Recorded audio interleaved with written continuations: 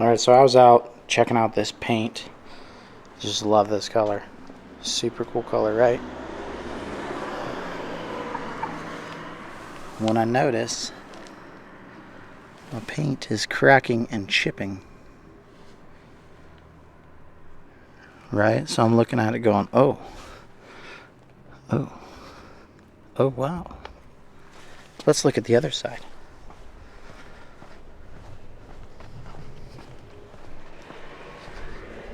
Get to the other side, and then it's like, whoa, what is this distinct line right here? Whoa. Has that been repainted?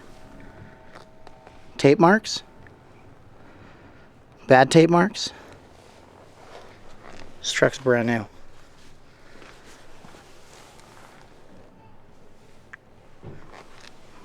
Let's look at the other side again.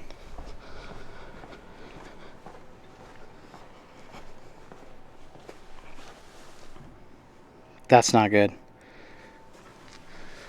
Well, the other bad news is it goes in for complete repaint on the bedsides in August. Tell me that's not some crap right there.